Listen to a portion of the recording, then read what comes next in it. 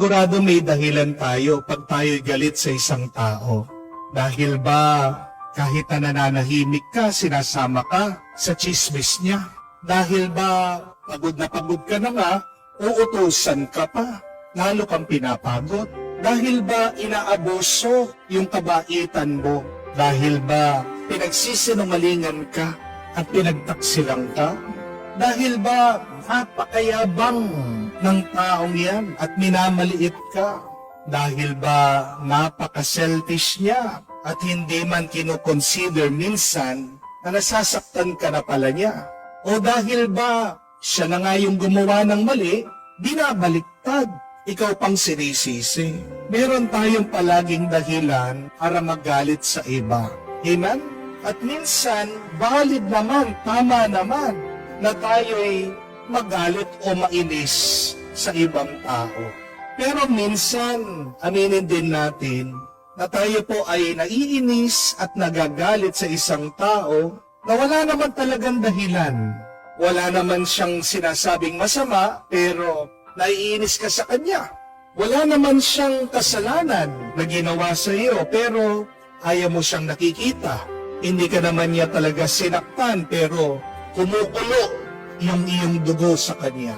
Tama man o mali, valid man o hindi, kailangan natin alisin sa ating puso ang galit sa mga tao o sa isang tao. Because remember, my dear friends, no matter how much you justify your anger, anger is always destructive. Anger can never be constructive. Kahit na ano pang iyong dahilan, hindi pa rin makakabuti sa iyo ang galit na nararamdaman mo, ang galit na bitbit mo. Ang tanong, paano po natin aalisin ang galit natin sa ibang tao? Balikan natin ang kwento sa Ebanghelyo, napakaganda.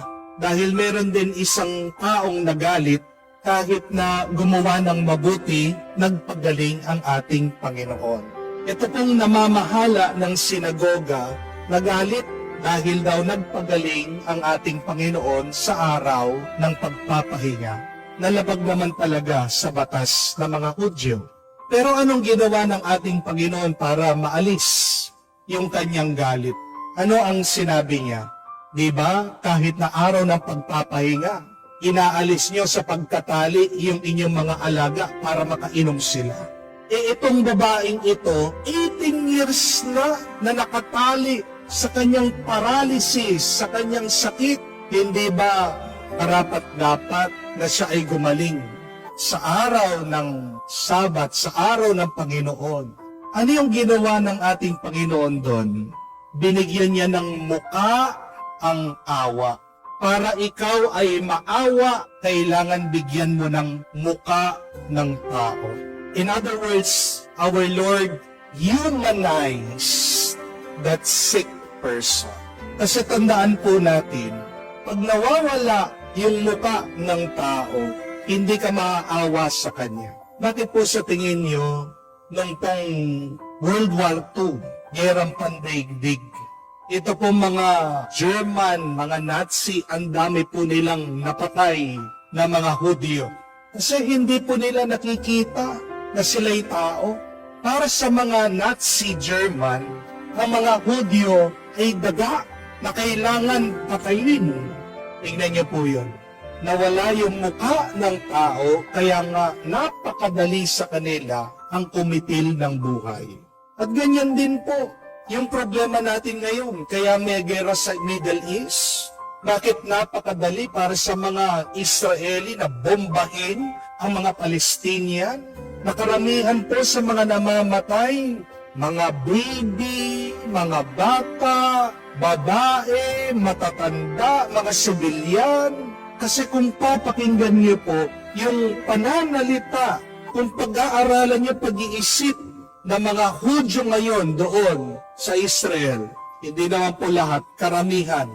Anong tingin nila dito sa mga taong nakatira sa Gaza? Lahat sila terorista. Kahit na yan, baby, bata, matanda, babae, wala silang pakialam. Basta't yung mga nakatira doon, terorista, demonyo. Ang tingin po nila sa kanila, hayop sila para sa kanila. Kaya nga po, napakadali sa kanila ang magpaulan ng bomba. Wala silang awa dahil nabura na ang muka ng tao. Gusto mong maalis yung galit mo sa tao, ibalik mo yung muka ng tao para maawa ka. Humanize that person. Tandaan mo yung taong kinagagalitan mo, yung taong kinaiinisan mo. Sino man yan, may pamilya yan. Meron siyang pangarap. Ang layunin lang niya, yung may kagustuhan siya na gusto lang niyang maging masaya. Nagkakaroon lang siya ng problema ngayon. Kaya nga, baka nasaktan ka niya. Baka may nasabi siyang hindi maganda sa iyo. Pero kung sino man yan, tandaan mo, tao pa rin yan. Nanay yan ng isang bata, tatay yan. Maaaring siyang breadwinner ng pamilya. Ibalik mo yung muka ng tao.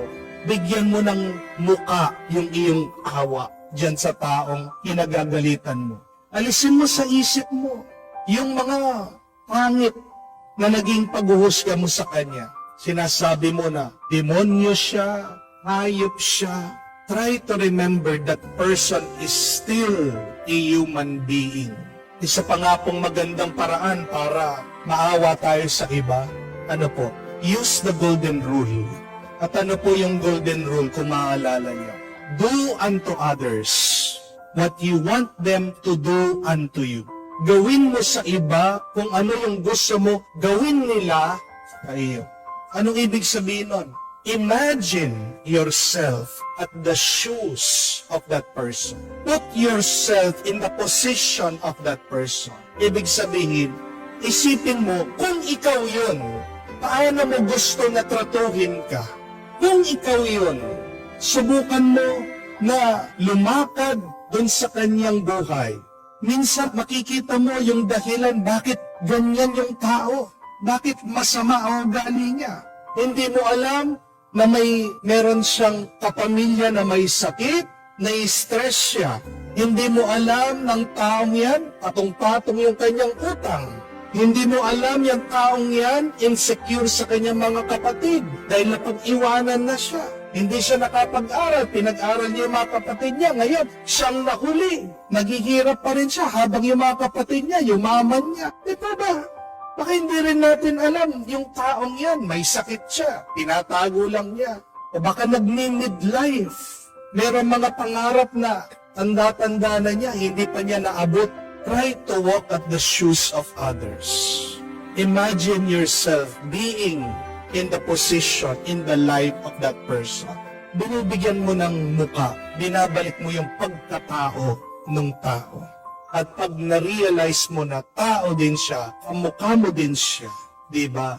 Maaawa ka sa kanya, maalis yung iyong galit, yung iyong inis. Tandaan po natin mga kapatid na walang taong pinagpapala na may sakit ng loob. Amen? No person is blessed by God with anger and resentment in their hearts. Sino mga tunay na pinagpapala ng Diyos? Yung mga maawain.